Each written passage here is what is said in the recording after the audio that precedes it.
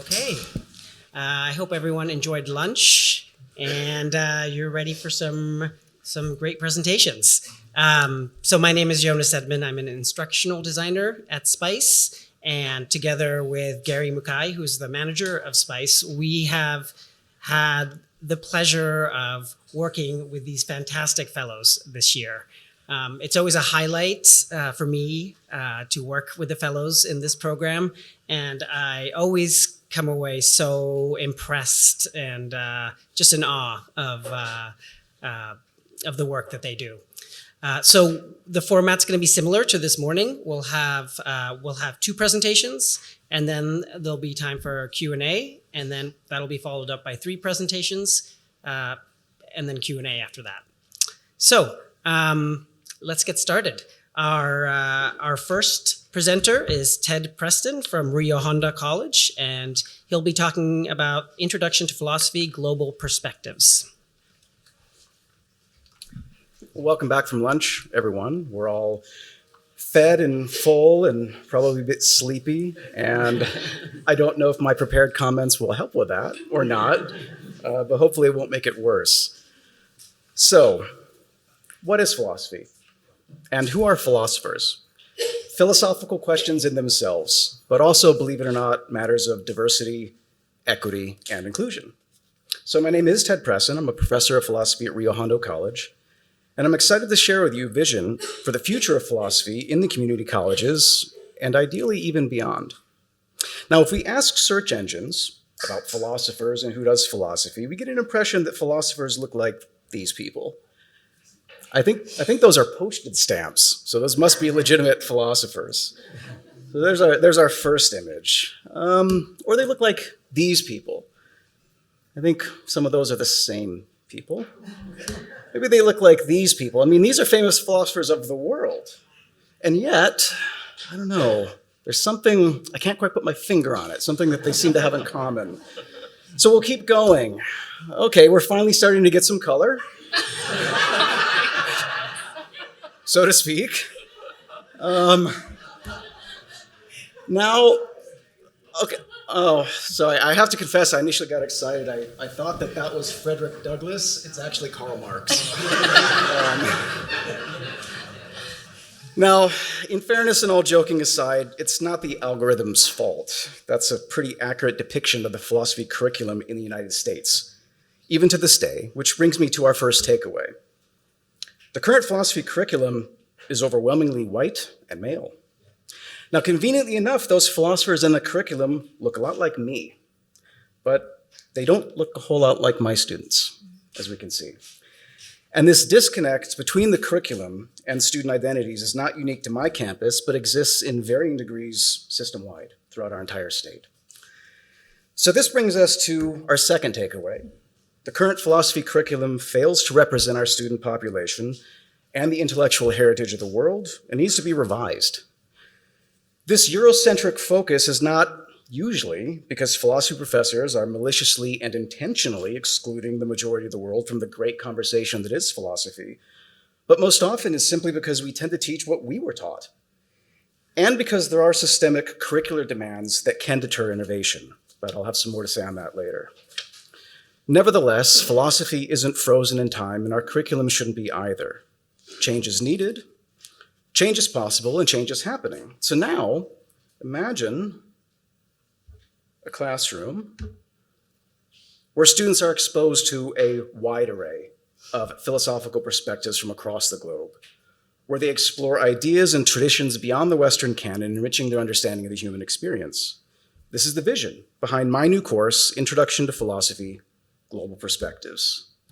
Now, Philosophy 102 has already been approved in all the ways that matter by all of the institutional forces that matter. It has been approved for offering at my campus for all modes of delivery, including hybrid and online. It has been approved for the same state course identification, CID, as all Introduction to Philosophy courses. Approval has just been granted, and by just been granted, I mean Tuesday. I was nail-biting down to the wire whether or not I was going to be to announce that at this conference. But yes, as of Tuesday, has been granted. Thank you. The wheels of bureaucracy turn slowly in our state, but they do eventually turn. So So the same humanities GE requirement, and the course has been added to the Rio Hondo transfer degree in philosophy. Finally, it has been quality reviewed as meeting best practices for online courses and will be designated as such on the California Virtual Campus Exchange, which means that this course is not just available to students at my campus, but to any interested student system-wide, and will be promoted for the quality of its design and delivery. So let's take a look at what makes this course different. Now, the structure and the framing of the content is easily recognizable by anyone familiar with the categories and topics of philosophy, and this is by design. What is different, however, is how those categories are filled and whose voices will be heard. Plato and Aristotle and Kant and Descartes and all those other familiar voices are worthy of our attention and will undoubtedly continue to have a presence in philosophy courses. But it's long past due that we officially recognize other equally deserving contributors whose voices have been ignored or even suppressed. People like Sor Juana Inés de la Cruz and Bruce Lee. Apache philosophers like Viola Cordova or the Haudenosaunee political philosophy that informed their confederacy. Chinese philosophers such as Zhuangzi, Nozi, Kongzi, Mengzi, and Xunzi. African and African-American philosophers such as Kwesi Wiredu, Alain Leroy Locke, Frederick Douglass, Martin Luther King Jr., and Charles Mills. Latin American philosophers such as Cesar Chavez, Simón Bolívar, and Nahua song poets such as Nezahualcóyotl, and of course many more. Now, the content of this course is unmistakably philosophical. We can learn about state of nature thought experiments from Hobbes, but also from Xunzi. We can learn about virtue ethics from Aristotle, but also from Nezahualcóyotl. We can learn about sacrifices people make for wisdom from Socrates, but also from Sor Juana Inés de la Cruz. Approaching philosophy in this way broadens students' intellectual horizons by exposing them to a variety of philosophical traditions, by understanding different ways of conceptualizing reality, truth, morality, and knowledge. Students develop critical thinking skills essential for navigating an increasingly interconnected world. But by centering marginalized voices and perspectives, we challenge the dominant narrative and foster a more inclusive academic environment, an environment in which, because students are more likely to see themselves in philosophers, they're more likely to see themselves as philosophers. An example of this was facilitated by my involvement in the EPIC program. Martin Luther King Jr. and Bruce Lee have several things in common. Both are world historic figures, both are persons of color, but both also studied philosophy. Through my access to the Stanford Martin Luther King Jr. Papers Project, I was able to review papers and notes that King wrote for philosophy courses as an undergraduate student at Morehouse and then at Crozer Theological Seminary and Boston University. I'm able to share those findings with my students alongside similar notes and papers produced by Bruce Lee when he was taking philosophy courses at the University of Washington.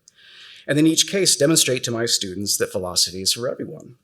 Ideally, they'll also find inspiration, imagining a young MLK or a young Bruce Lee reading philosophy and writing papers just like themselves. Another example of assistance that was provided by participation in this EPIC fellowship concerns the concept of ikigai. While looking for examples of Japanese philosophical concepts that would be both accessible but also appealing to my students, I discovered the concept of ikigai. But unfortunately, the foundational book on this topic has not yet been translated into English, and I do not read or speak Japanese. While articles and videos in English are abundant, they all seem to treat ikigai as though it was some special recipe for career counselors and executive coaches on how to monetize your passion. And that seems suspiciously commercialized to me. And I was concerned about misappropriating the concept. In conversation with EPIC peers and mentors, I was directed to the Ikigai Tribe podcast, some of which featured a Stanford professor, Dr. Stephen Murphy Shigematsu. I found clarification on the more culturally authentic understanding of Ikigai, as well as some additional resources. And this has made it possible for me to develop a brief unit on Ikigai without fearing unintentional cultural appropriation. So this brings me to our third takeaway and some good news. The philosophy curriculum can be revised, has been revised, and is being revised, even if only by one course at a time. As excited as I am about this project, I do feel obligated to acknowledge some challenges. To begin with, as I stated before, the reason why most philosophy professors teach only Western philosophers is because that's all we were taught. So to go beyond this requires that we become self-taught, and this requires time and effort and motivation and resources. But perhaps more challenging is the current lack of symmetrical efforts at our transfer campuses. Among our obligations as community college professors is preparing our students for success at four-year colleges or universities. In a statement of the obvious, for every new voice added to the great conversation in the course, other, more established voices have to be either removed or at least given less time to speak. If universities expect my students to be familiar with all those Western voices and don't yet acknowledge the equal validity of other voices, there's a risk that I'm doing my students a disservice.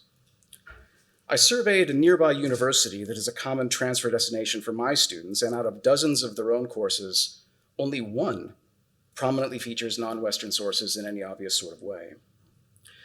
Success in diversifying the curriculum at the community college level will be limited unless we find similar efforts in validation at four-year campuses. So, although there are challenges, there are also opportunities. There's a growing collection of free and easily available resources for instructors, such as the Inclusive Syllabi Guide provided by the American Philosophical Association. Textbooks are showing increasing sensitivity to diversity in their contents. At the societal level, at least in states like California, there is demand for DEI efforts, and universities like Stanford, through programs such as this one, provide resources and encouragement. So to review, and if I may, a call to action. The great conversation isn't so great when it excludes most of the world's voices. Making philosophy more inclusive isn't just the right thing to do, it's the intellectually honest thing to do. And for a discipline that seeks to understand truth and justice, it's time to seek those things within our own curriculum. So how can you help? What can you do? Well, if you're a professor in any discipline, not just philosophy, start small. And simply try to be reflective and intentional about your course content, the readings you assign, the experts you reference. Even small steps bring us closer to the goal of a diverse and inclusive curriculum. If you have a voice in curriculum decisions at your campus, support and encourage efforts like mine. If you are an administrator, encourage and support faculty who are resisting the status quo and striving for change. If you are faculty or administration at a four-year campus, I won't presume to offer suggestions when it comes to your own curriculum, but please understand that your institution places a ceiling on what we can accomplish at the community college level. If you don't accept articulation or transfer agreements for less traditional courses like mine, then efforts like mine are in vain, and a very clear message is being sent to us and to our students concerning whose voices are worthy of the conversation. There's room in the curriculum for both Hume and the Haudenosaunee, for Aristotle and the Akan, for Nietzsche and Nezahualcóyotl, for Mill and for Mungza. Let's introduce them to our students. Thank you.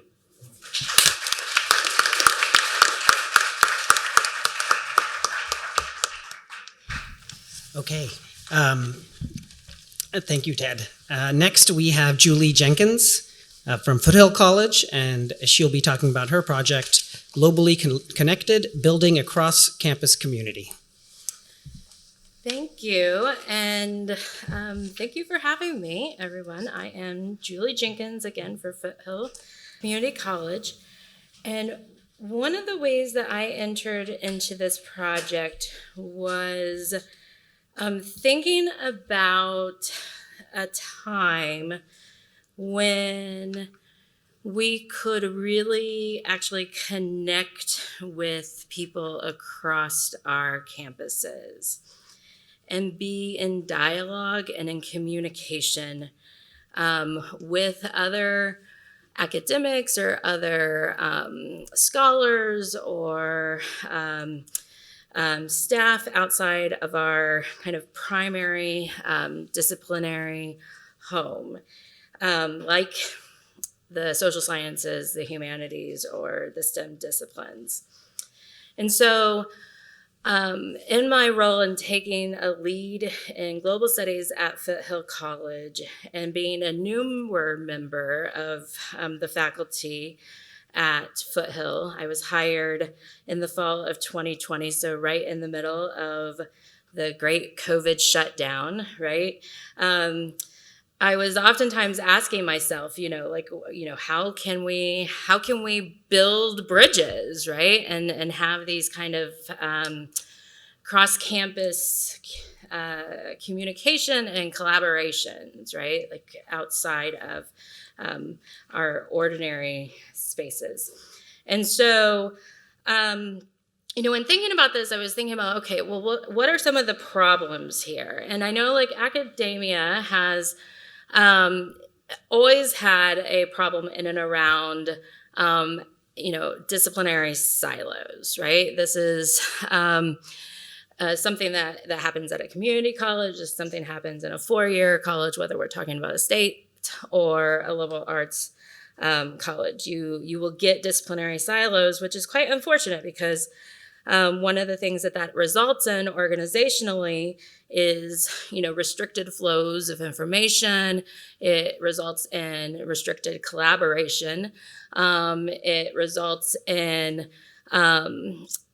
decision making that's happening in very kind of isolated ways, right? And competing priorities, actually, right? So, one discipline, one area might have a priority and they're constantly competing with one another. And then there can be, actual resistance to change based upon those competing priorities. And so that's one element of where we might struggle to build collaboration and to build communication. But then we also have to recognize, and we really should not ignore, the more structural elements and difficulties in collaboration and communication across campuses that occur, particularly in how we are emerging out of the COVID context, right, which stretched us as faculty and staff in whole sorts of new ways, right? We are definitely dealing with new challenges in and around the not so intelligent AI. We are that's what I like to call it, the not so intelligent AI. We are dealing with state bureaucracies and four-year colleges that continuously undermine the expertise of community college faculty and our value as professionals. And that can generally contribute to an overall sense of low morale, disengagement, and burnout, right? Which can kind of mean that you don't always feel like you have time for those collaborations. You don't always feel like you have time for that cross-campus communication. But one of the issues around this is that we find that it does have an effect on students because it leaves students with the idea that they can kind of be within a specific discipline, and then that's the only knowledge that they need to walk away from college knowing, right? Or that there's a hierarchy of knowledge, that some knowledge is more valuable than other knowledge, and that this is particularly problematic if we're thinking about, some of the big global issues of our time and how we are going to address them, because we need interdisciplinary and multidisciplinary perspectives in order to really get at them, right? And so this is kind of how I wanted to engage with my project in thinking about what role global studies could play in creating more collaborative and inclusive communities where both faculty and students can learn the value of interdisciplinary perspectives and exchanges. And so at Foothill College, we have an associate's degree for transfer,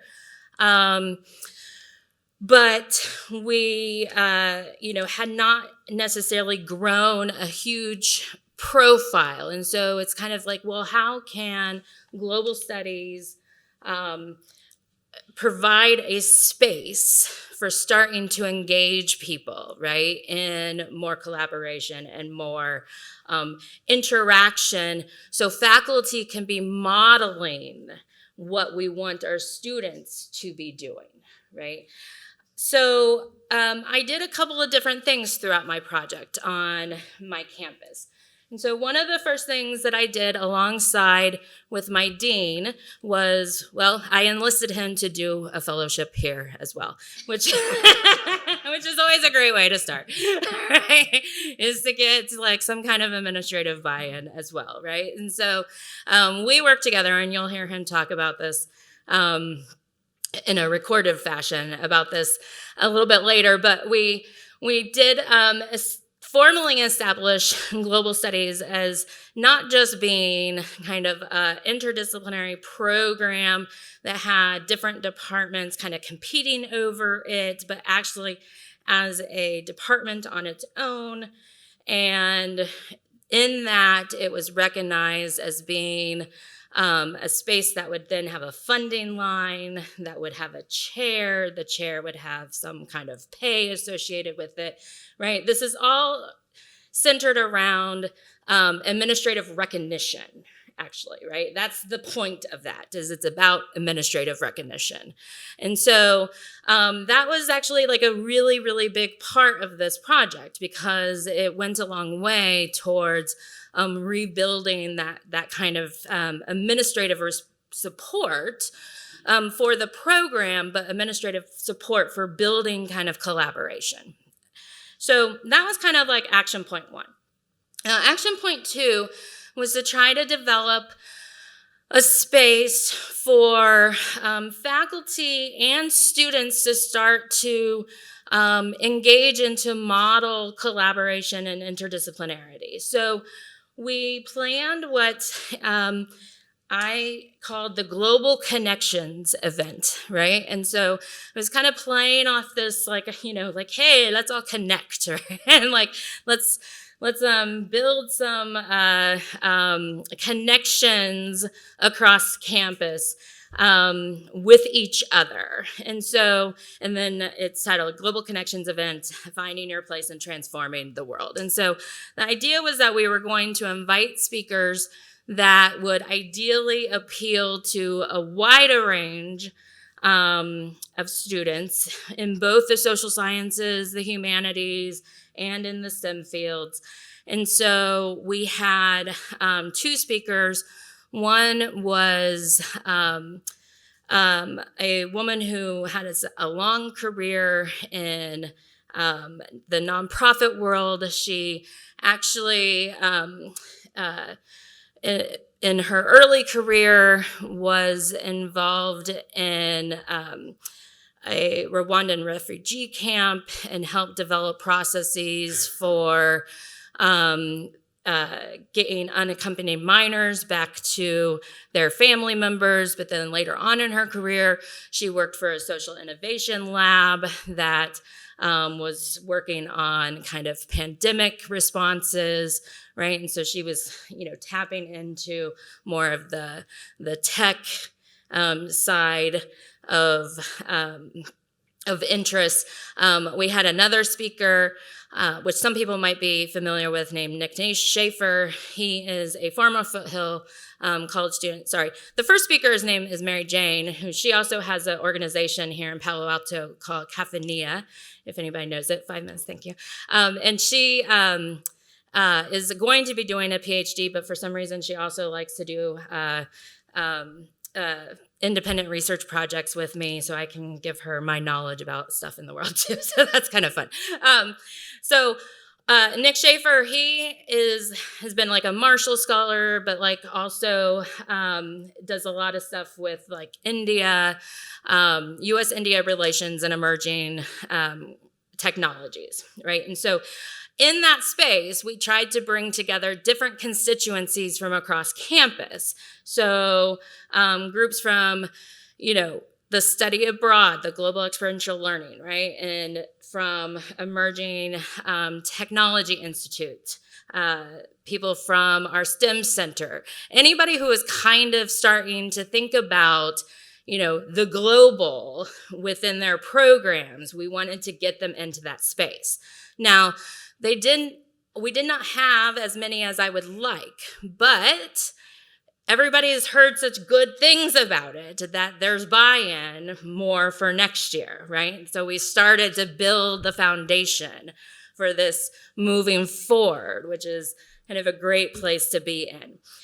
We also did a great video with one of our former students named Abigail Menelise, who ended up doing a fellowship in Washington, D.C. with an organization and kind of gave her testimony of how she kind of engaged in this very interdisciplinary sphere. She's now a UCLA student.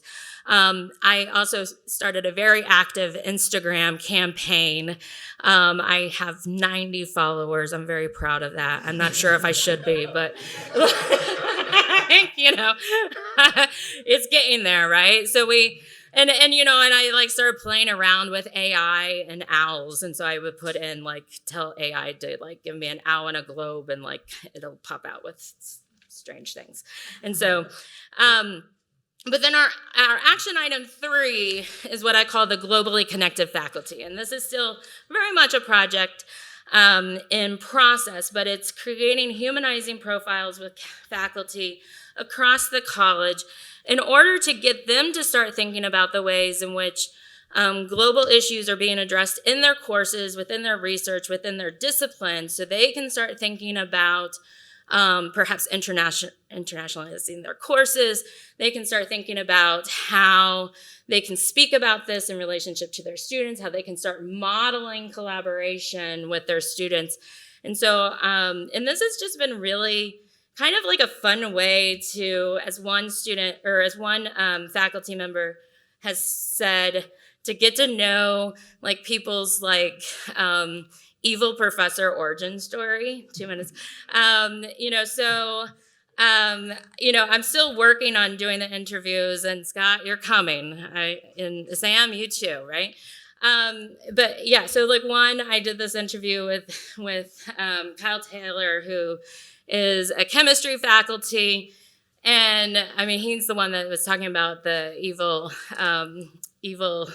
professor origin story. I mean, it was really interesting to hear how he got into chemistry, because he was concerned about like how pesticides were used within agriculture, right? And then ended up doing like study abroads and learning how, different pesticides were used around the world. And now, uses the philosophy that, chemistry majors really need to understand global processes, because you can't just go out and like think like, hey, here's your product, and like expect policymakers and other people to know what to do with that thing, right? Like you have to understand these larger dynamics, right? And so building those collaborations and wider understandings is kind of, like what we're doing. And it's a project in process. So that's it.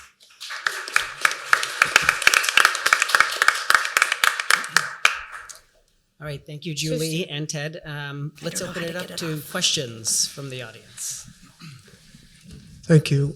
Professor Jenkins, I wondered why you mentioned full-time faculty only when you were allocating resources, because community colleges, most of the courses are taught by part-timers, and I think there's an assumption that part-timers are either too busy or not interested, but that's not really true in many, many cases. So if you're going to build bridges, I would recommend that you include all faculty and not just mention full-time. Thank you. Did I mention full-time faculty? You wrote it on the board there. Okay, yeah, that's a slippage of mine. I apologize, yes. All right. Thank you for pointing that out. Hi, this question and comment is for you, Ted, but also to you, to Julie.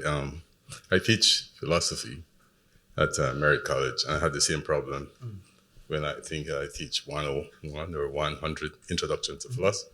And midstream, since I was educated in San Jose State, this stuff, we have to learn it, and bringing other philosophers, the women philosophers, the philosophers of color, so that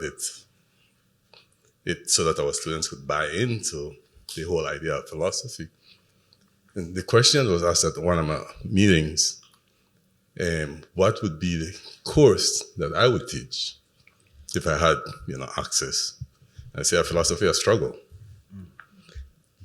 I think I attempted to, talking about silos, Julie, to present a syllabus curriculum And because of all this bureaucracy, it got shut down. So I'm interested to see how you navigate that, how you, within the school itself, and of course you have to present it to universities, so there's an alignment, right? And how does that work? Well, this won't necessarily be the most helpful answer, but part of my process, at least, has been I served on the curriculum committee myself for a number of years. As a result of that, I got very good at the paperwork side of things and how to format things, and developed a very good relationship with the curriculum chair and the articulation officer, and probably had a little bit of political capital that I could exert because of that. And again, that's obviously not something that's transferable and helpful advice.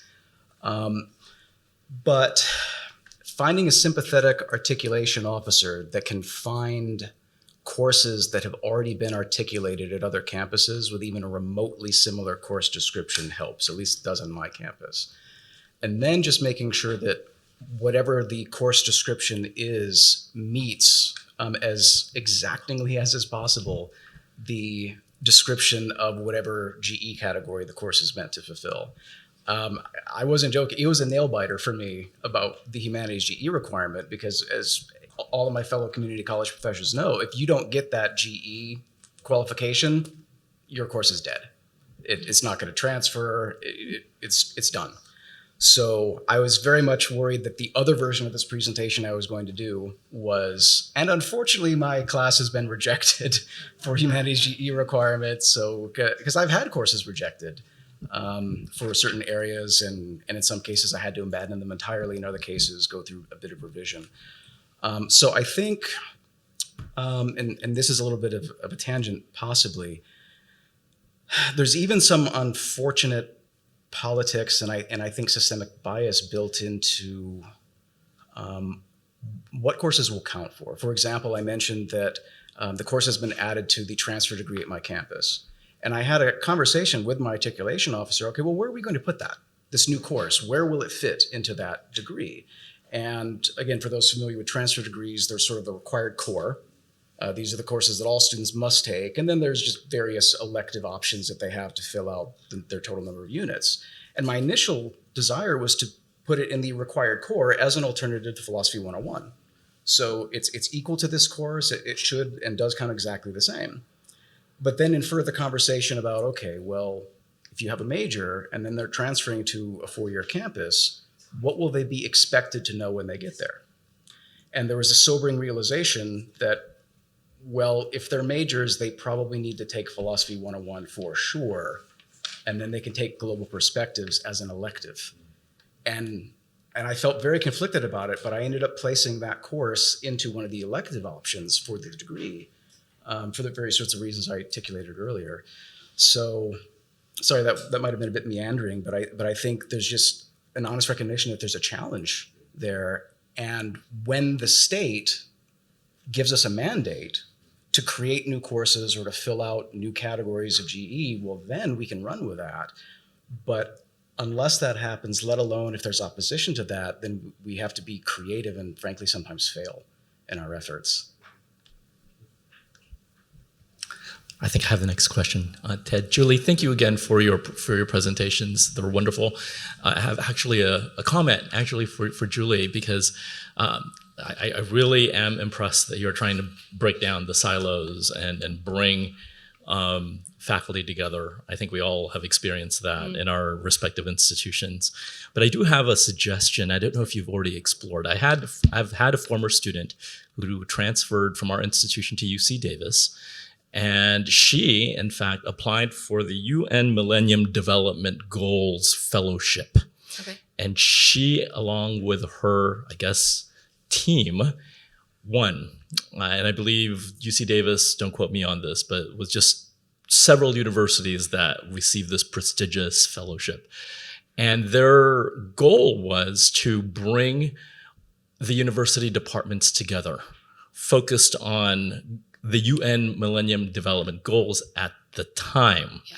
And so she had to get the buy-in. Well, obviously they received this prestigious fellowship, so they obviously had to get the buy-in from the chancellor, from their chancellor, Chancellor May, and he was all in. Yeah. And it was student-led and student-driven, which was quite impressive to me because they were breaking down the silos and looking at issues related, obviously, to the UN Millennium Development Goals.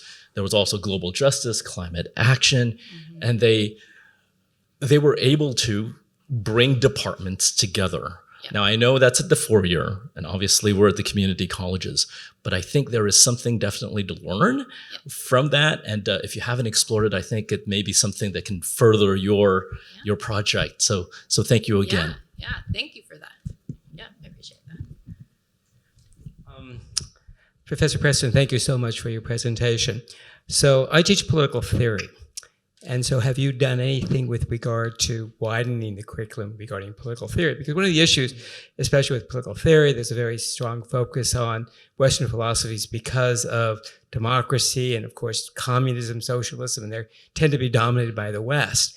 And so every semester I think about changing the curriculum to some degree to include more non-Western philosophers. Obviously, I've included women philosophers now, which I think is really essential to the understanding of the rise of political philosophy, but it is something that I've wrestled with. And the other question too is just one of the books, I look at political theory from a political philosophy perspective because I really want my students to get, not just 5 pages on this philosopher and 5 pages on that philosopher, or 5 pages on this ism and that ism.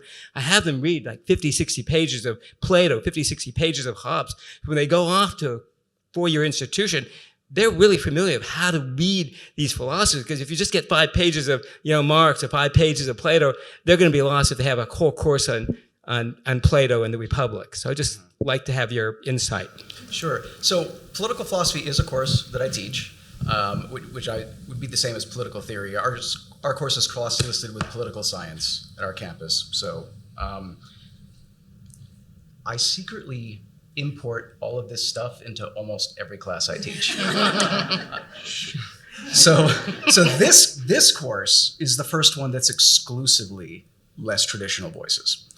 All of my other courses, whether it's Introduction to Ethics, Philosophy 101, Political Philosophy, in a quiet act of rebellion, I sneak some of that stuff in there. So there's samples. So for example, in the political philosophy course, I have a brief unit on human nature because I think that's relevant if we're talking about, sort of appropriate political responses to human behavior. Okay, well, let's talk about human nature. So I have a brief unit on Shunzi and Mengzi, on the inherent goodness or badness of human nature, right? I don't necessarily build all of that into the official course outline of record. And this is part of the familiarity with the curriculum process, because if you have a course outline that is sufficiently vague, then all kinds of things are justifiable. If you have a social contract unit, for example, you can talk about Hobbes, you can talk about Rousseau, you can talk about John Rawls. You can also sneak in a little bit of Charles Mills with some racial contract in there, and it's still very much relevant and it's appropriate, and you don't necessarily have to go through any curricular battles to do that. So this is sort of the coming out party for the stuff that I've been doing quietly for a number of years now, but there's absolutely ways to just incrementally insert that stuff into other courses.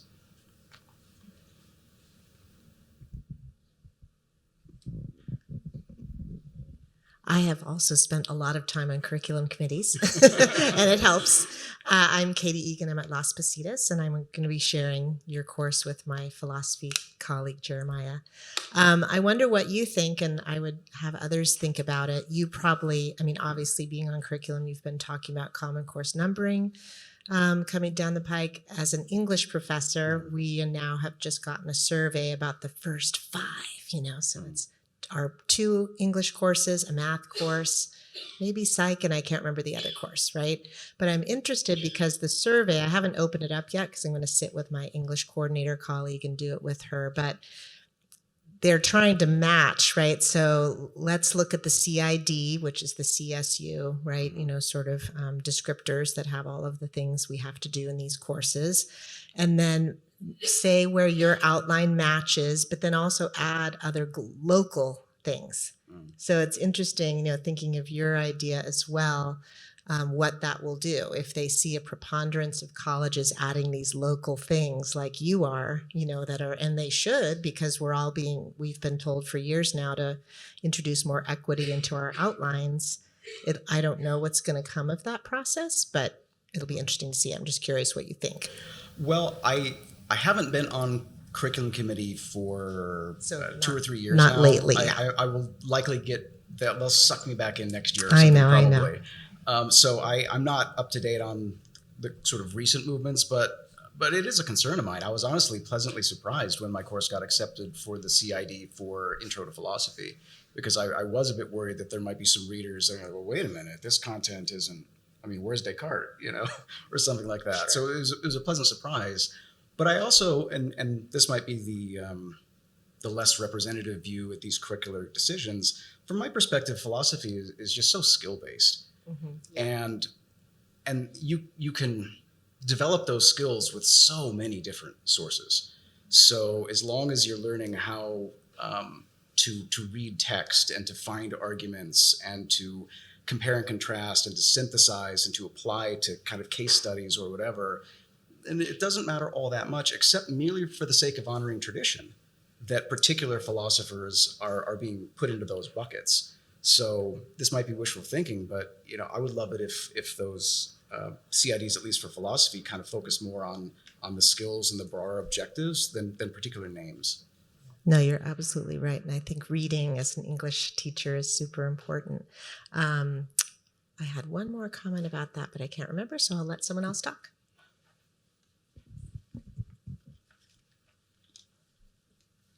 And we'll make this the final question, and we'll move on. I guess I get to ask the final questions.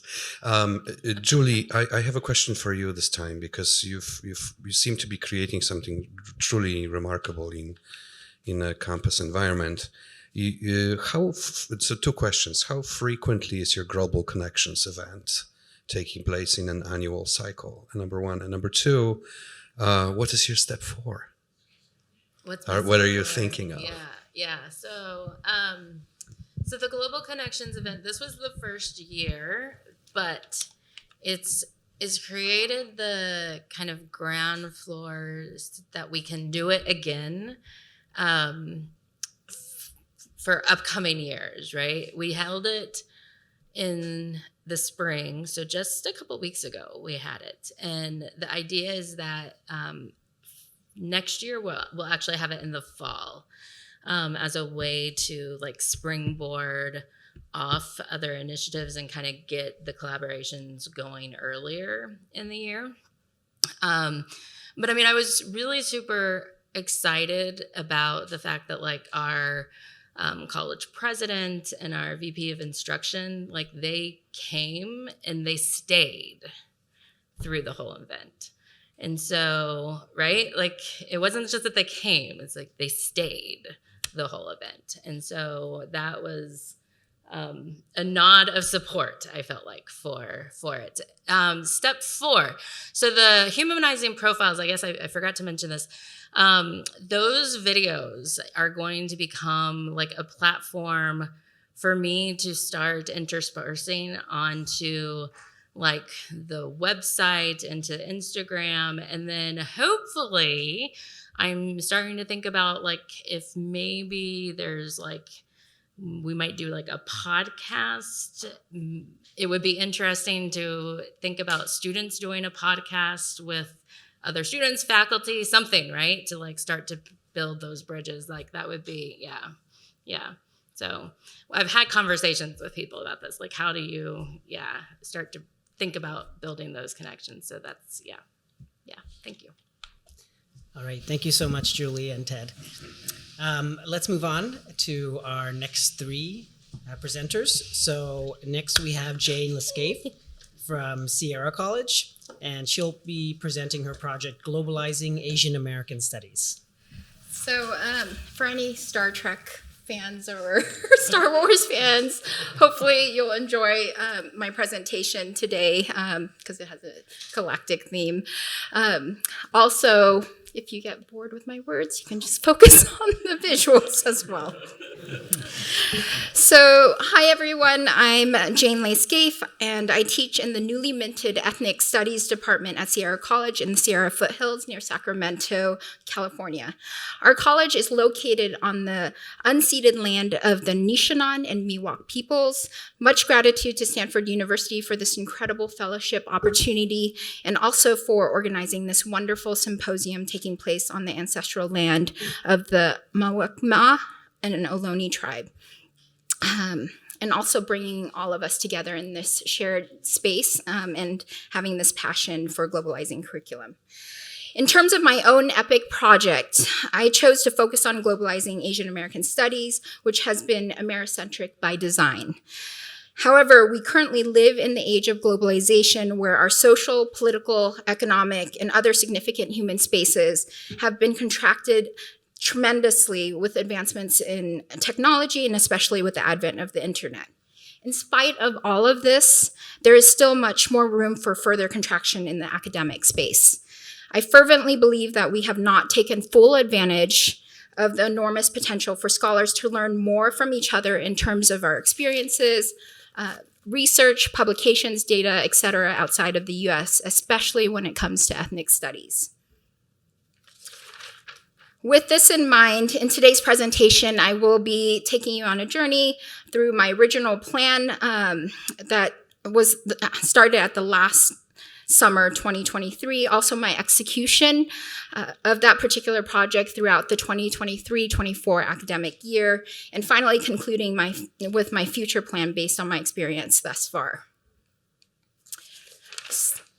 Before I delve into my original plan, I think it's really important to give you all some context, particularly in terms of what actually inspired my project proposal for the Stanford EPIC Fellowship. Even though I currently teach in ethnic studies, I actually received my doctorate in sociology at the University of California, Davis. It was there that I was trained in both qualitative research and comparative historical research, and ultimately pursued a cross-national study of Vietnamese refugees in France and the United States, and wrote a dissertation entitled Transnational Tightrope.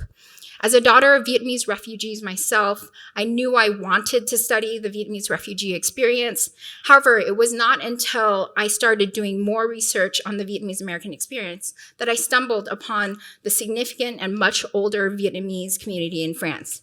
I didn't know what to expect in terms of my research findings, but through conducting 130 in-depth interviews in Vietnamese, French, and English with roughly half of the respondents in Paris, France, and the other half in Orange County, California, I ultimately found that the differing historical, political, and social contexts in each country had led to some notable divergent experiences. These differing contexts in the US and France had observably affected transnational ties back to Vietnam. That is the transnational tightrope, which is a term that I coined in my own research, that was much more precarious in the US than in France.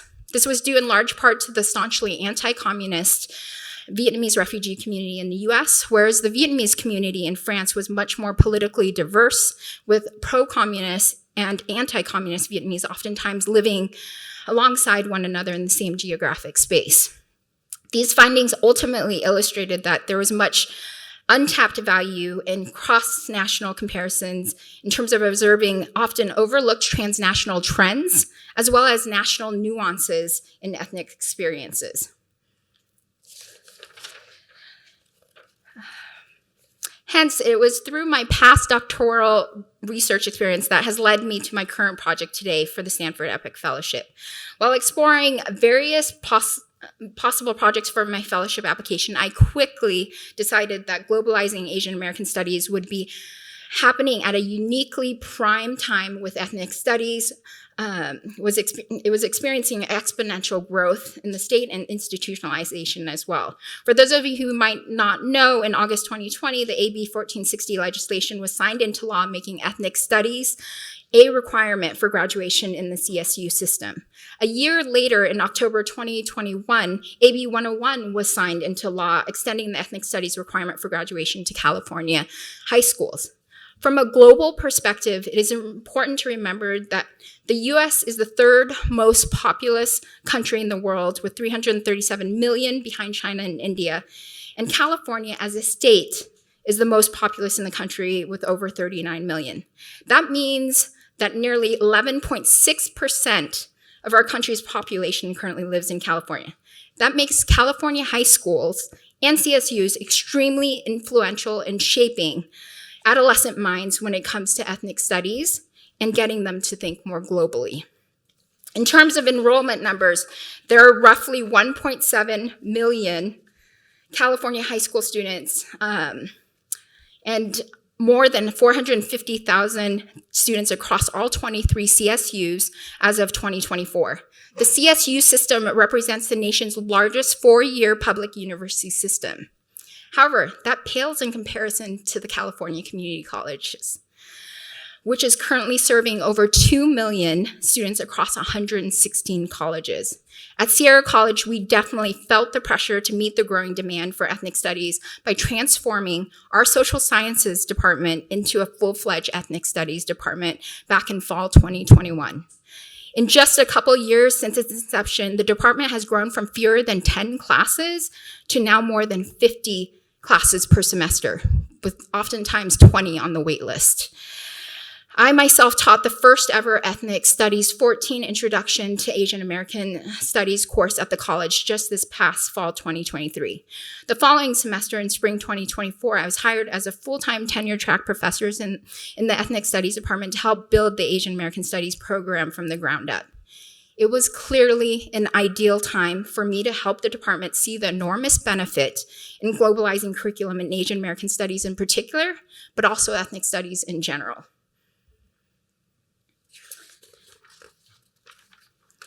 So my original plan was to take a trifold approach to the project of globalizing Asian American studies. That is, first incorporating literature on Asian experience in other countries, secondly, making connections with higher education institutions in countries similarly studying the Asian experience, and thirdly, institutionalizing the intellectual utility of cross-national comparisons in ethnic study courses.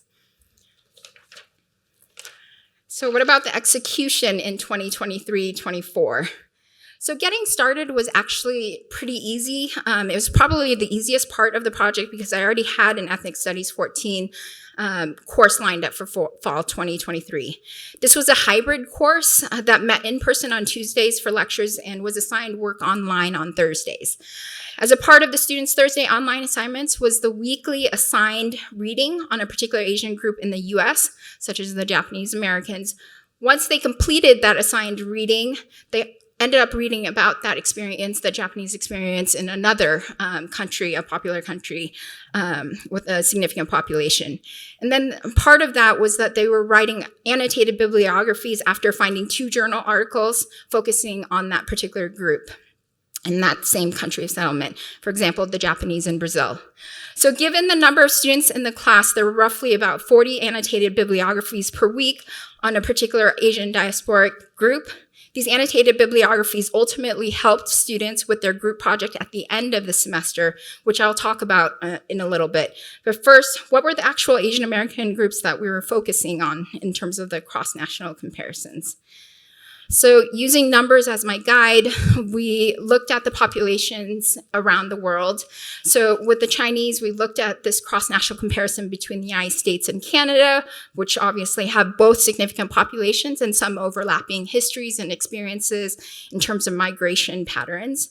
We also have the Japanese in the United States and Brazil. Some of you might be surprised that there's a much larger population in Brazil in comparison to the United States.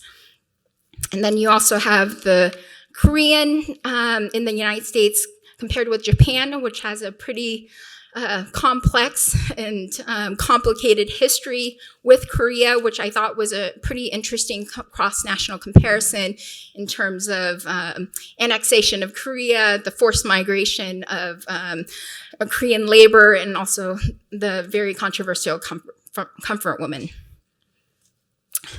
And then we also have India and the United States and the United Arab Emirates comparison, again, in the millions, so definitely significant populations in those 2 areas.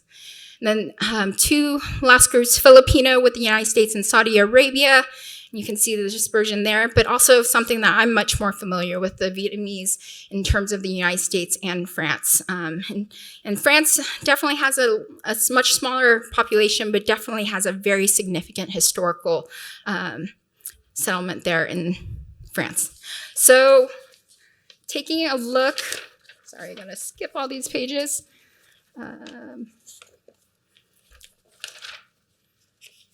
Too many slides, people. Sorry. Okay.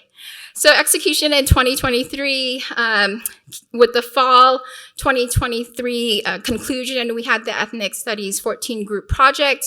And like I had mentioned earlier, I very much as an equitable educator believe in a scaffolded approach in terms of the learning process. So each group, after reading up, and then I didn't mention that I actually have a discussion board where the students interact with one another after they've done all their research and done their annotated bibliographies. So they have a chance to kind of converse with one another in that virtual space, but then they also have a chance to work one-on-one in person. So each group was assigned a specific Asian diasporic group to conduct a cross-national comparison, for example, Japanese in the US and Brazil. And then each group actually, this is the fun part, created a sub-page for the Asian Diaspora's Google site. And it was based on, and it had several components like the annotated bibliography as well as just a discussion of what they found in the cross-national comparison. But I actually got the recommendation from Denise, or the idea from Denise, about the Google site. Love free resources and that it's very accessible for students.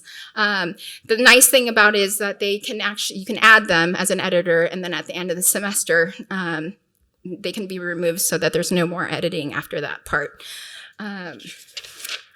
So in terms of the spring, so I didn't teach an ethnic studies class in the spring 2024. So what I was focusing most of my attention on was revising the Asian Diaspora's Google site when I could, but I spent most of my time exploring this application, ArcGIS, at workshops at Stanford, as well as Sierra College, and you haven't even had conversations with scholars that were familiar with the application. Ultimately, I decided it is too expensive. It's about $1,000 annually. Until the college can support me in that, I probably will not be, I'm happy with Google site, which is free.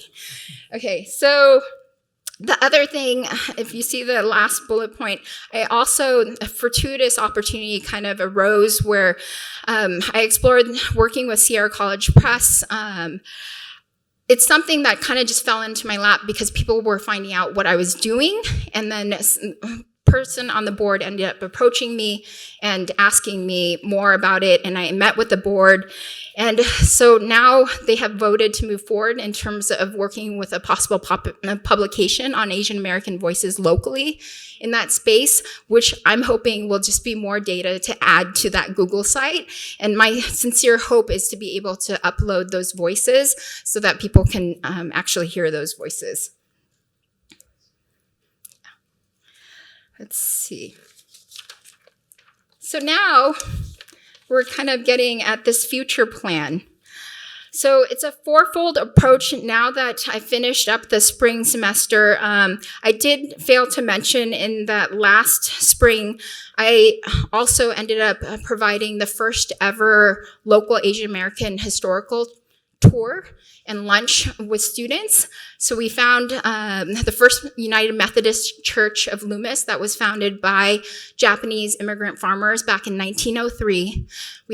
We went on a tour with them, and they showed us all these archival information, even saw old postcards from internment camps. And the really nice thing that happened towards the end is that we ended up taking a photo with the students in front of the same building and putting them side by side from over a century ago with the Japanese, the founders and those families, the initial families that founded that particular church. So there's so much room and space to kind of capture that local history and put it online virtually. In terms of my future plan, with the advent of this Sierra College Press, I am taking this fourfold approach now.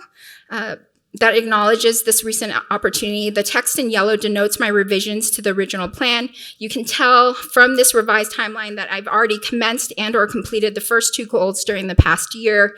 I'm now hoping to start the last 2 goals during the upcoming 2024-25 school year.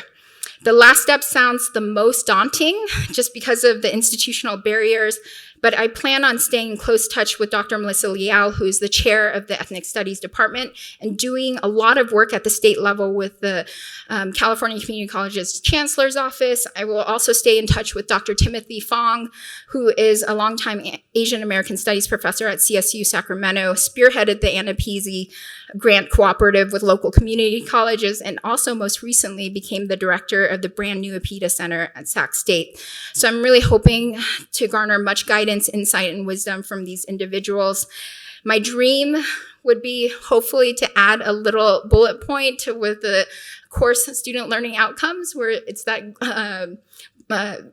global component, but or maybe just an asterisk, some sort. And then, dreaming big, I would love to pursue study abroad, right? In terms of studying about these communities in other countries and actually visiting them, and maybe museums. It would be such an incredible experience, especially in ethnic studies when we're all about place-based learning and appreciating that in our discipline. And I feel like there's so much room for growth and development because it is a fairly new discipline that was established back in 1968. So I'm just going to give you a quick sneak peek on the Asian Diaspora's Google site. So I'm going to click on this. I do want to note that this Google site incorporates unedited student work that needs much revisions in terms of proofreading, proper photo credits, etc. And I also do want to note that I got written prior permission to use their work on the website, which is always good to ask. So, let me go here. So you can see this is what I've been working on with the students.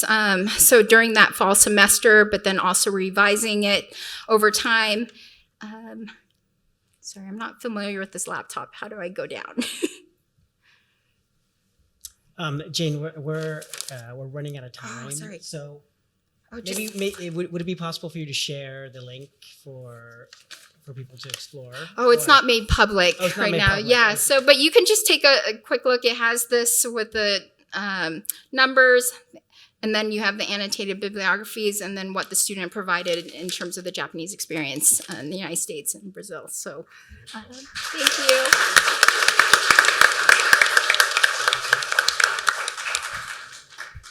Thank you so much, Jane. Our next presenter is Sab Matsumoto. He is from College of the Canyons, and he'll be presenting on his project Mathematics with a Global Perspective. Good afternoon.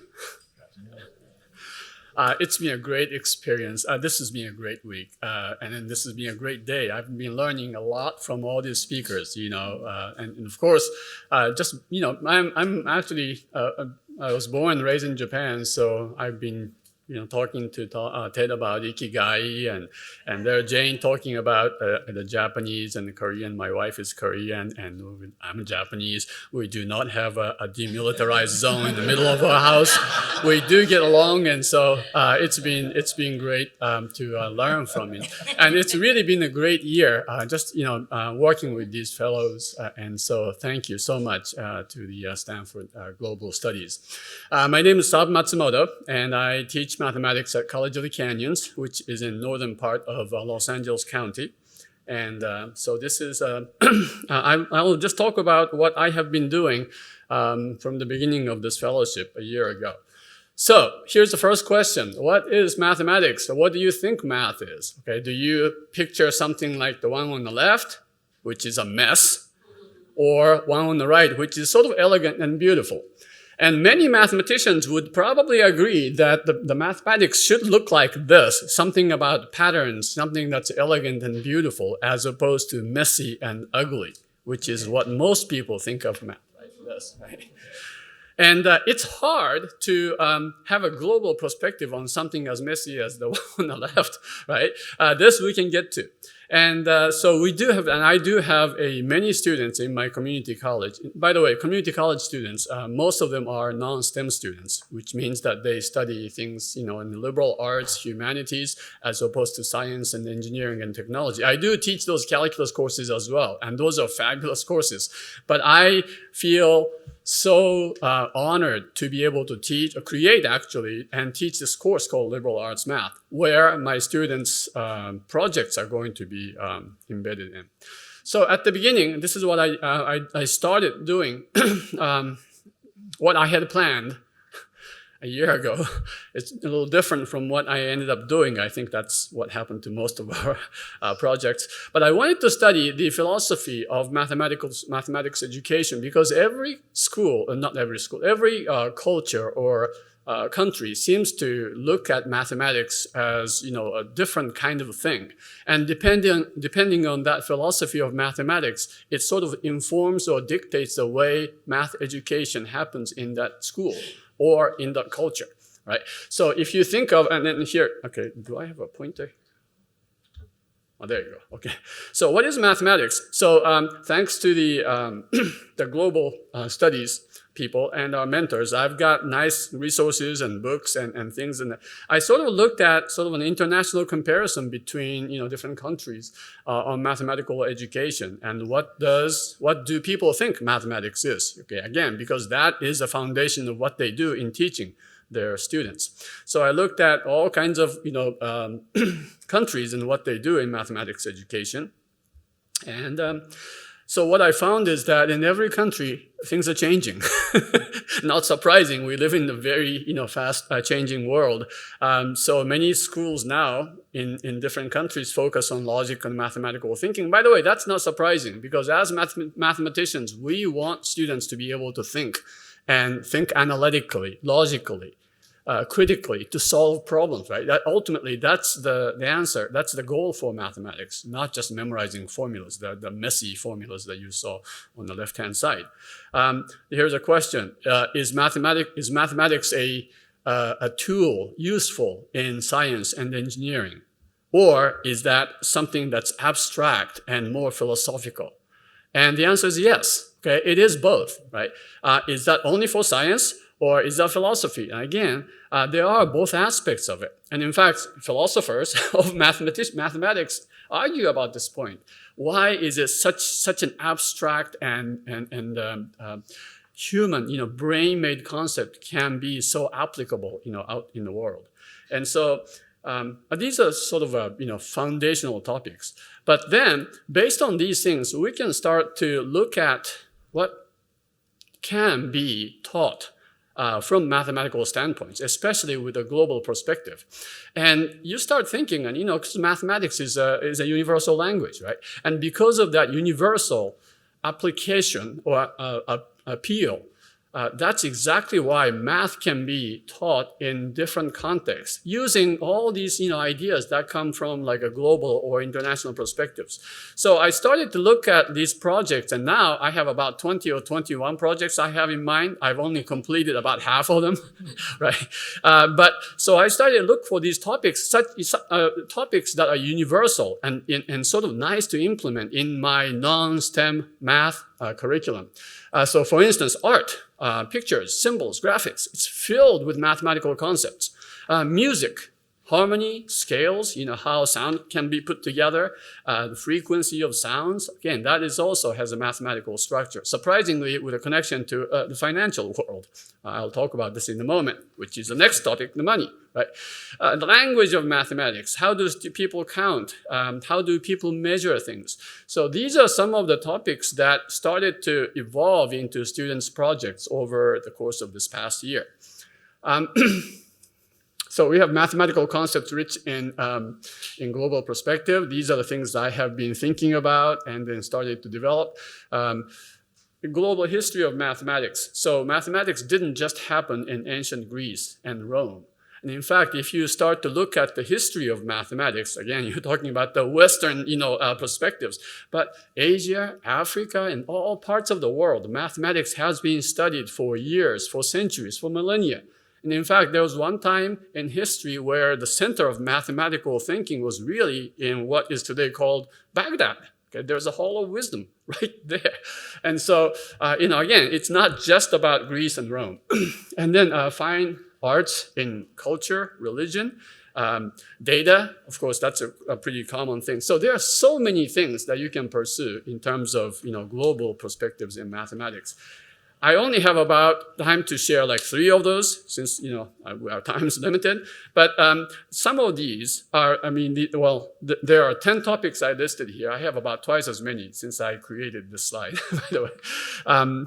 Pythagorean theorem, I'll talk about that. The musical scales, geometric patterns and symbols, currencies and bills used, right? So we have $20 bills. That's quite useful.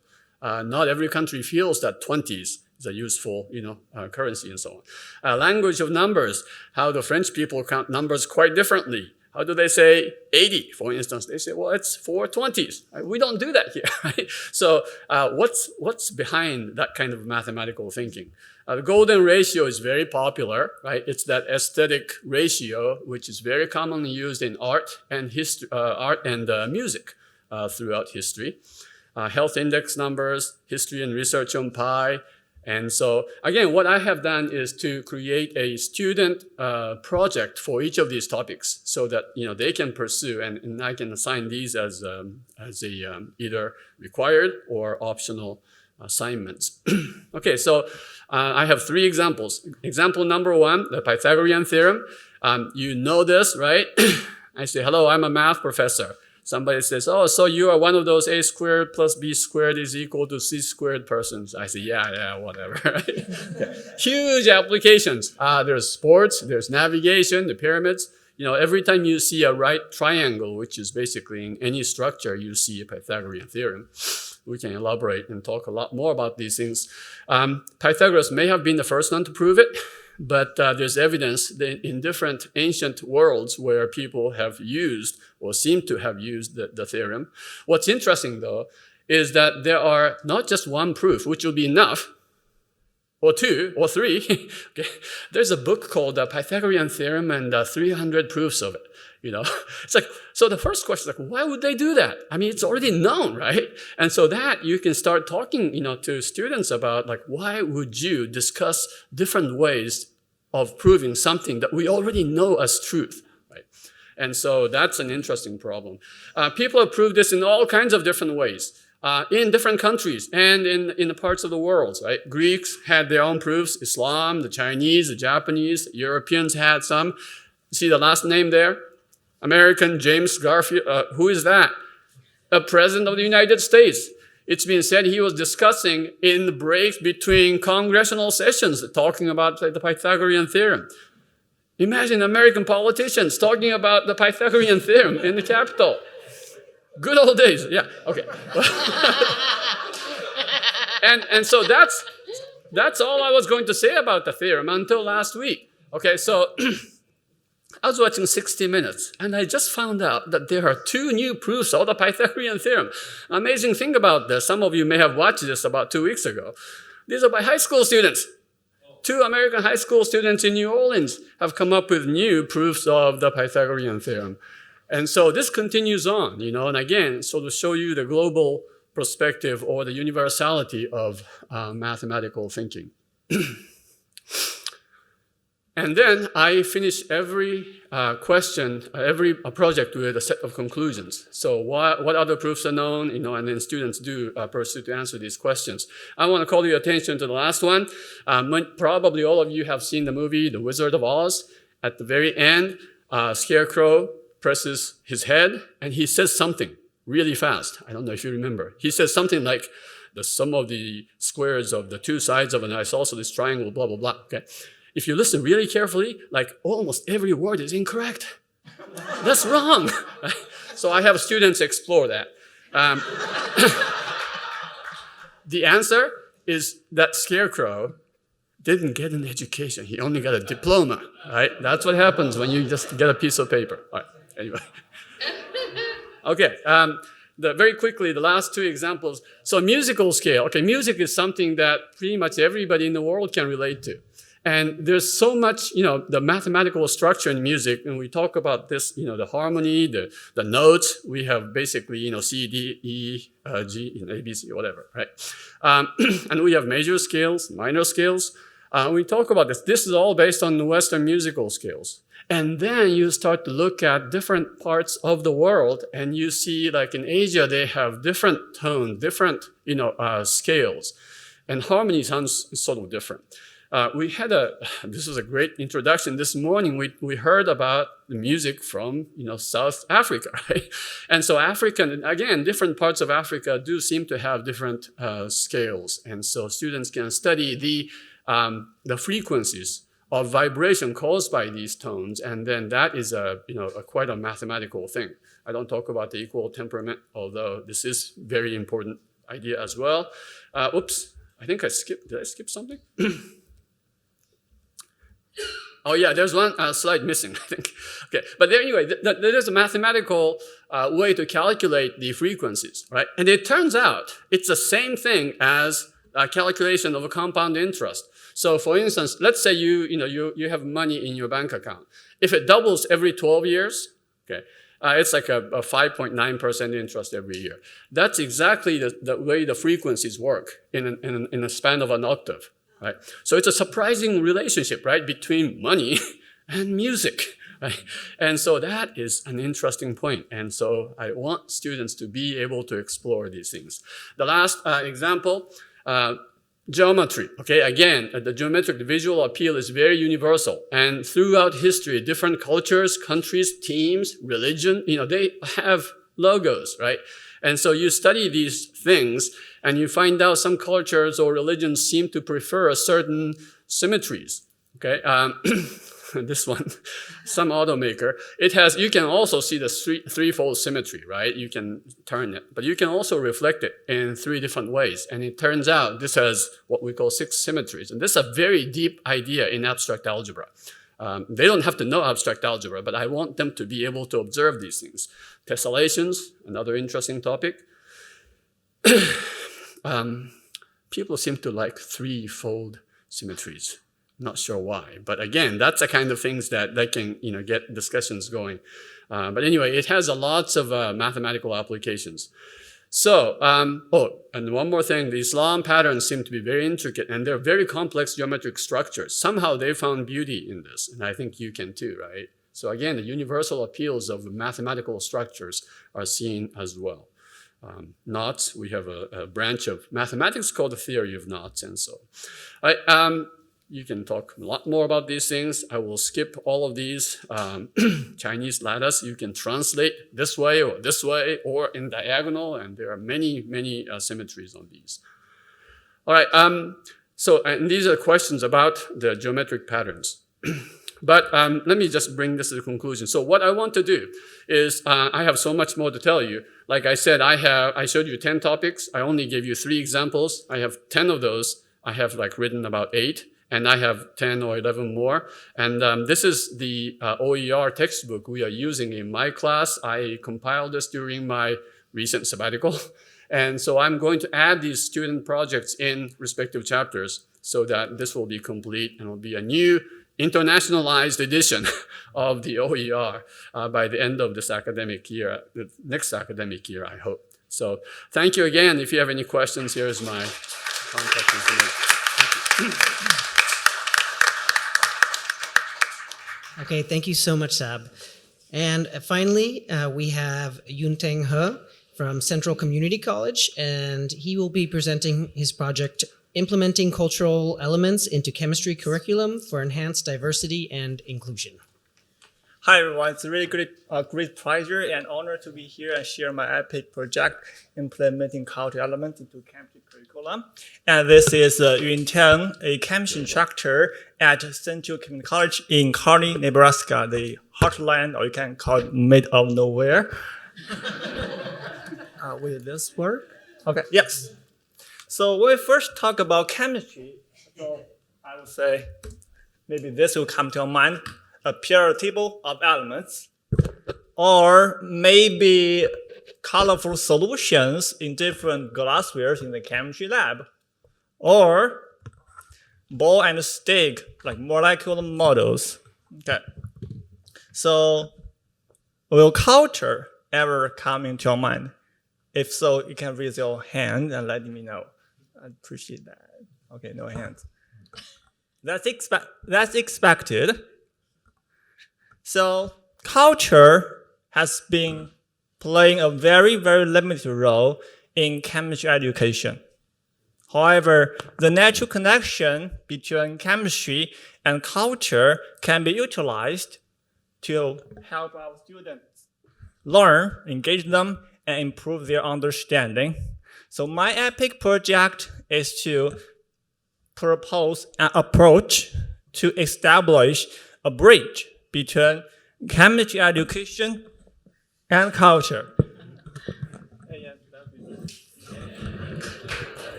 Thank you. Thank you.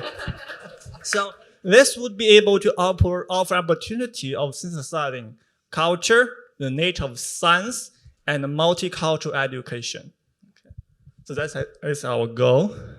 And thanks to this EPIC fellowship and the help from our SPICE group, we are able to build a collection of stories by infusing culture discussion and connecting to our students' every experience, so that we hope to engage students with diverse background, so for enhanced diversity and inclusion. So here's a list of stories we have developed.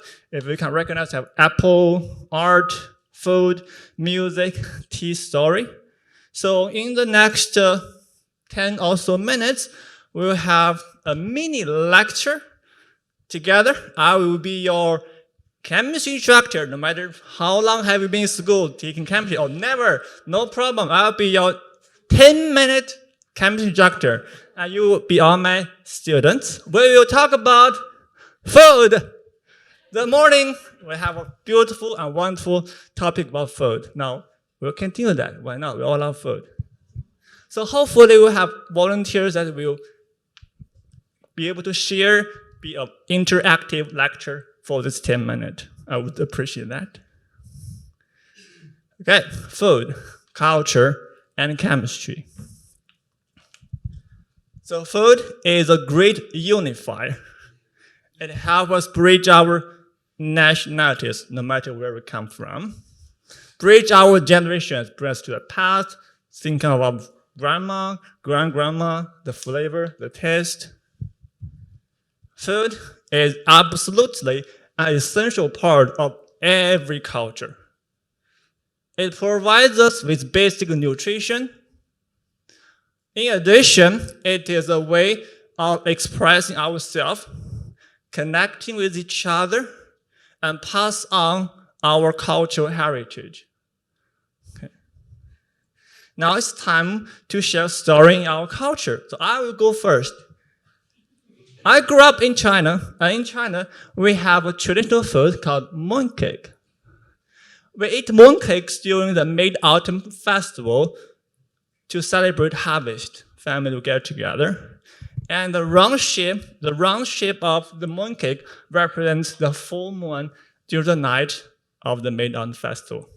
Okay, so now we'll ask maybe 2 volunteers to share a brief food story in your culture, and maybe take 20 or 30 seconds for each volunteer, each student. Anyone want to share a food story in your culture?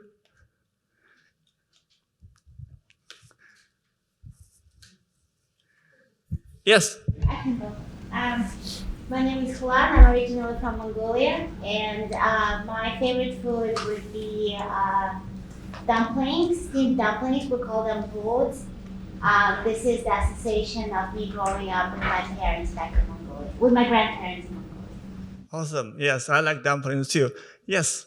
Beretta, Filipino, adorable. Awesome. Thank you for sharing. There are so many amazing food and dishes around the world. Obviously, culture is rooted in our food. For example, in China, harmony is a vital trait in almost every aspect of life. And this is shown in our Chinese cuisine, which almost every dish has a perfect combination of different flavors, salty, sweet, sour, bitter. We combine together to have a beautiful flavor that will go well together. And next one, the Japanese cuisine is known for its elegance and attention to detail. Ramen, sushi, and tempura, absolutely the beautiful art form. And this looks so mouth-watering. Okay.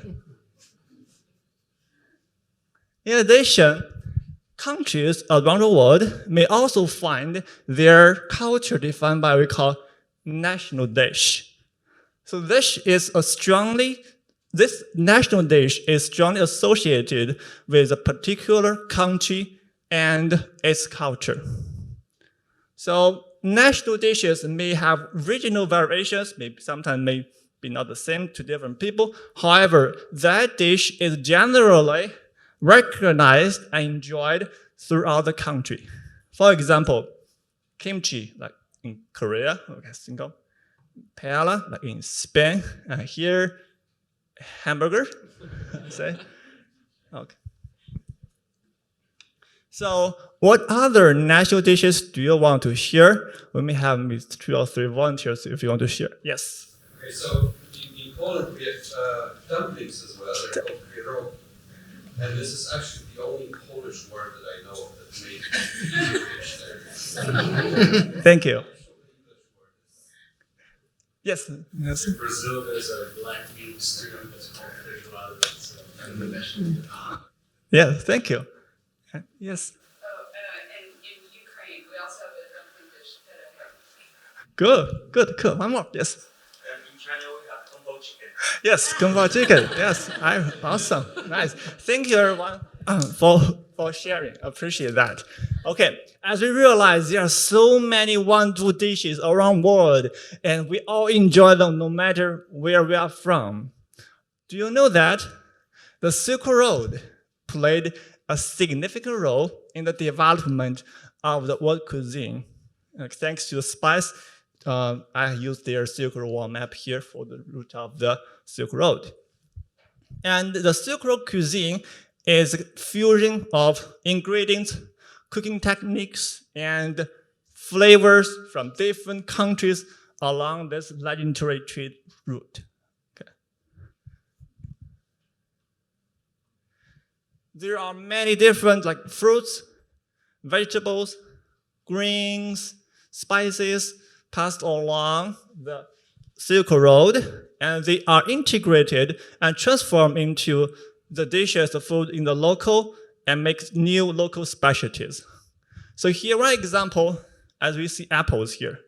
So now we have over 7,000 different types of apples, green apples, yellow apples, whatever, so many apples. But do you know that the very first apple originated in Central Asia about 4,000 years ago, the first type of apple. Then it passed along the Silk Road. Now we have so many different types of apples we can enjoy.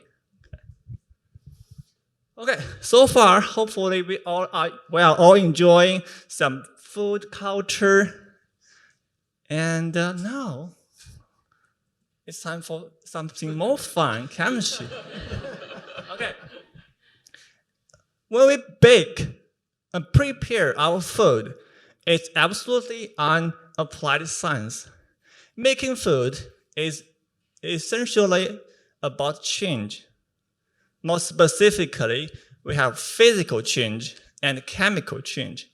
And now we may know chemistry never tastes so good. First, we'll start with physical change. By definition, a physical change alters the material without changes the composition. Typically, it's a change in the state of matter.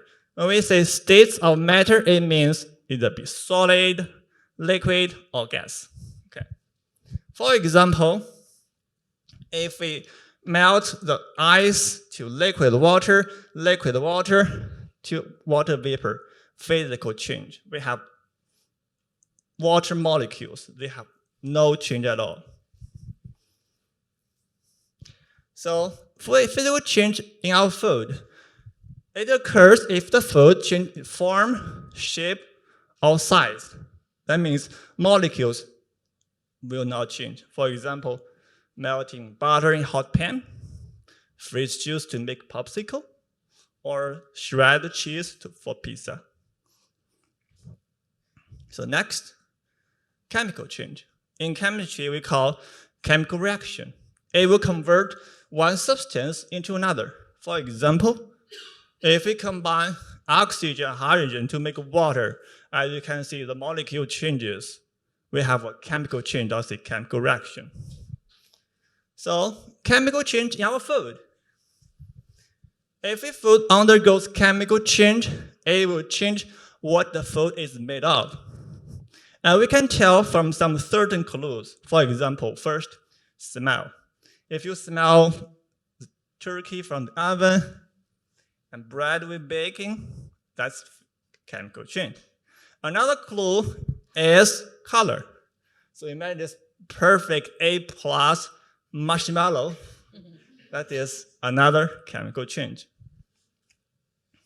Now we have come to a quick summary. How do we tell it's physical chemical change?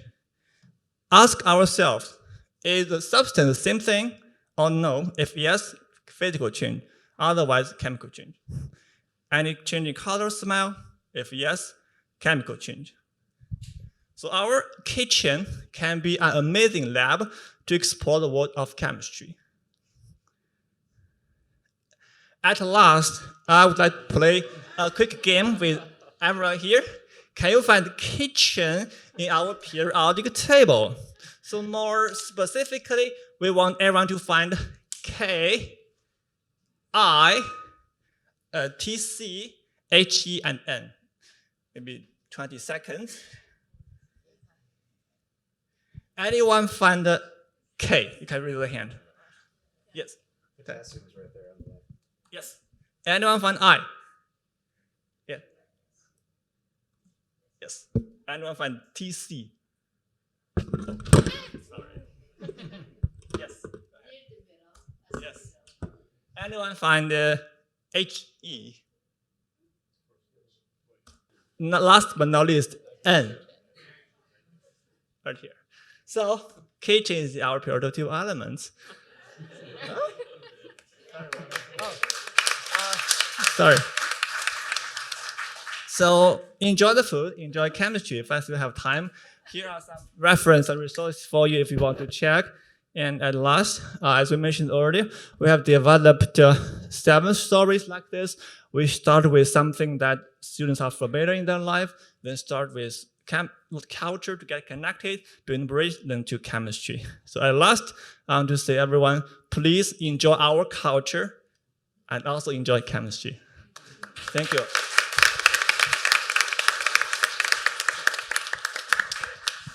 All right, thank you, Yunteng. Let's open it up to questions.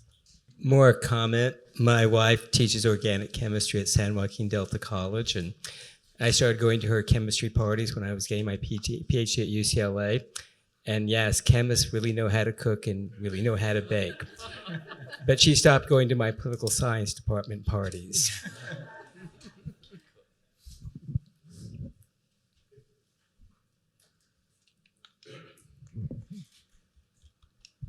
Professor Matsumoto, first of all, you taught my nephew Cody a few years ago, and I just texted him, and he says hello.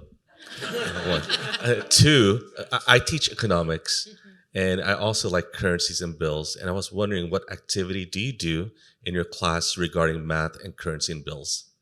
Math and what? Bills, currencies, how you relate math, or if you have an activity in your class regarding currency and bills. So it started. Thanks for asking. So it started with the idea that was in the discrete mathematics. Discrete math is really for computer science majors. But if you have, just pennies and say no dimes or something, how many ways can you do this and that? And the idea is, I guess most people want to reduce the number of minimum coins, or bills that you have to pay when you go to stores or restaurants. This is before you had credit cards, that. And so it turns out, like if you have 20s, you can use that in very effective ways. But a lot of countries only have like a 10. Tens and no quarters, for instance. I mean, quarters are very strange. 25, like why 25, right? Well, because it's 1/4 of whatever. But many countries don't have these things. And so with that, the combinations will change and the number of coins or bills required to pay different, payments would change. And so that's a starting point. And that's what triggered this idea, and then I started to explore different currencies about different in different countries, and we found that people have different ideas. Why? For instance, the Japanese government issues 2,000 yen bills. Very hardly, nobody's really used that, even though it's in the currency, And so, like, why? And of course, nobody has like $25 bills, right, or 25 currency bills. But why? Because it's useful. But so. Those are the things that we can talk about, with the number of bills and currencies and so on. So.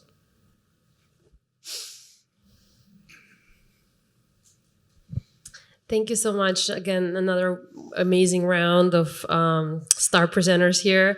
I have questions and comments for all of you, but I just wanted to say to Ted, I just wanted to share that philosophy also, I think a way to teach philosophy can be through how would I say it? Through, let me back up. I think if you think of your first crush, I think mine at age 3 was an actor who played young Karl Marx.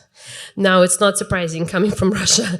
So I guess I'm thinking, didn't necessarily attract me to philosophy, but I do remember fantasizing about, and when people would ask who you're going to marry, I would say Karl Marx, right? So I'm thinking if you make philosophy first, not looking with those wigs, like a little more sexy, and have them like maybe contact Hollywood for a life of a young female or male philosopher, I think you will get some more, attract more people to philosophy. So think about that.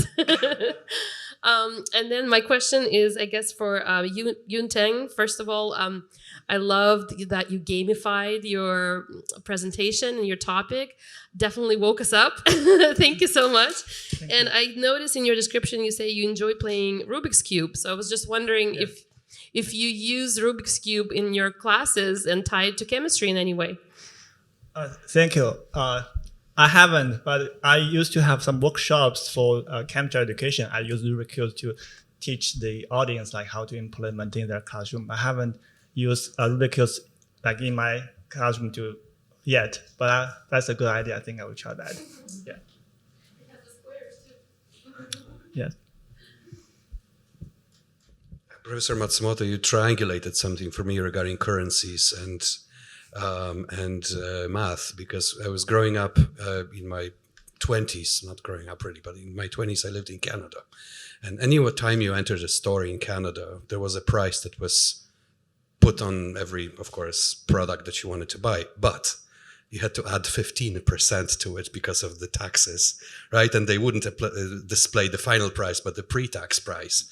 So it kind of teaches you that you have to add 15% to the price as well. And now recently Canada has removed cents as well. So now you have to round up to a full number rather than to 1/100th of it. So it's very interesting how to use math in currency.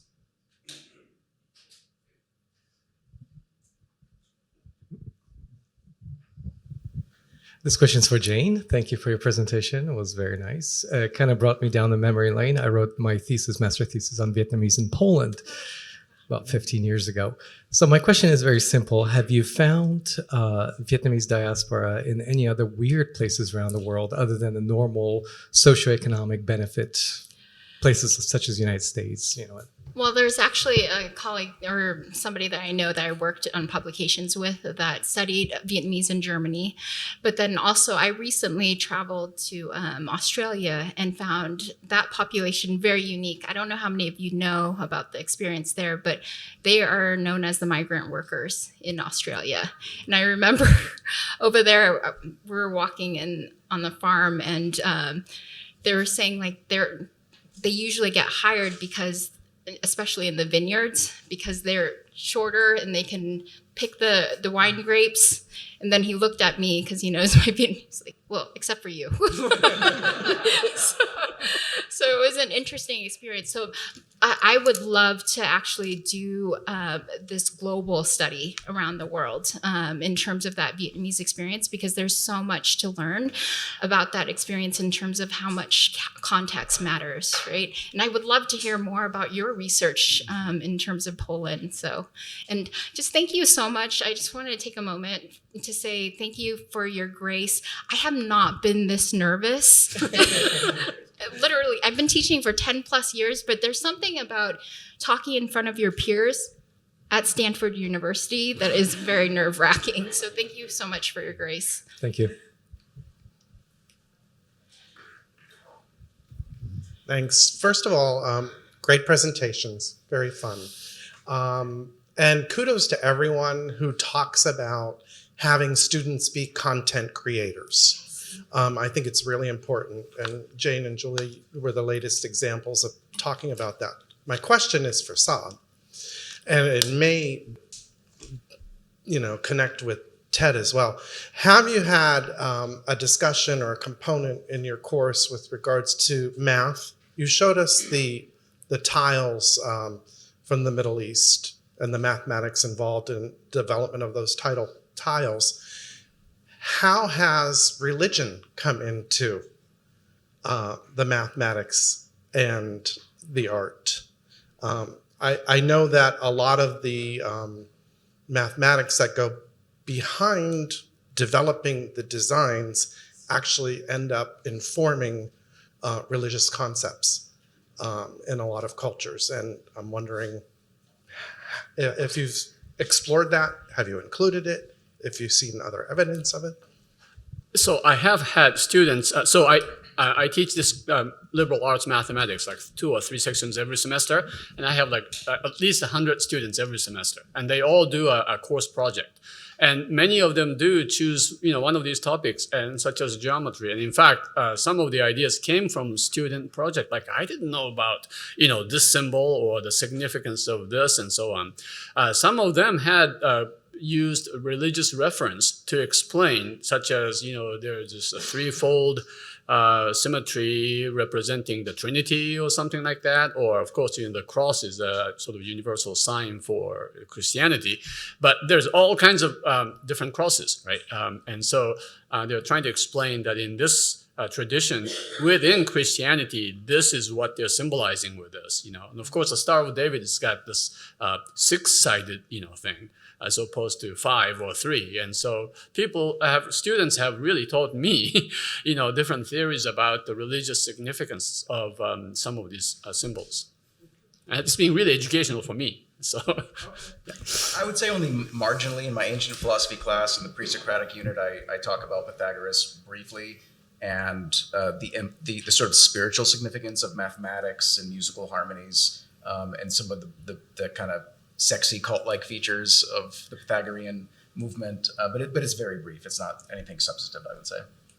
Can I just make a remark about your comment about co-creating and students being co-creator? I really appreciate that comment, because I'm a huge believer in terms of students creating their own knowledge, right? And contributing to that human capital, because I feel like they're learning so much and creating so much information and collecting so much data that it's so wasteful. It's not very sustainable that we just throw it away at the end of the semester, right? So actually giving them a platform to display their knowledge and their expertise, I think, is always the way to go. Yes. So picking up on that note, so there's this vast understanding of language and numerology. And one particular language is Hebrew, where each letter is replaced by a number. And these numbers are then added up, and then you have similar words that connect the whole aspect of the religion. So for example, Hey, Yud, Hai signifies 18. It also signifies life. So yeah, just like it's called gematria, but this whole complex aspect of using math to explain the inner workings of this faith is quite fascinating. Yeah, I do have a project. One of the things I didn't talk about is exactly that. So, and then there's the book called Bible Code that was published like 20 years ago or so. 3 authors. One of them is a serious mathematician, and he's been criticized because of the weird, numerology that he's entered into it. But again, students love to talk about these things, and so yeah, that's. Thank you for bringing it up. I just have a quick comment. I know our time is short, but Julie's in her presentation talks about breaking silos. And I'm wondering, and you don't have to necessarily respond, but obviously we're still in our own silos because we're still doing our own discipline here. I'm wondering in your future efforts, because I'm now thinking of partnering maybe with Jane here with ethnic studies, and since I teach political science, I'd love to know, of these, let's say, Vietnamese Americans, do they actually run for Congress or elected office versus them running for political office in France? And then again, making those inroads. Again, looking at those intersectionalities, I think would be so interesting because obviously we live in an interconnected, globalized world. So I'm just throwing that to everyone. I think being maybe intentional and partnering up with learning communities from your other faculty members, teaching a module, bringing again your 2 disciplines together would make for a wonderful chemistry experiment, really, right? So, thank you. Yeah, and and I love that you brought up this marrying of political science and ethnic studies, because I automatically think about the political differences in the Vietnamese community in France versus the U.S., where it's very hard for them to be recognized and represented in politics because they're so divided in France politically in terms of pro-communism, anti-communism. Whereas here in the U.S., they've really benefited from that staunchly anti-communist identity. Okay, well, round of applause one more time for wonderful presentations. Good job, everyone.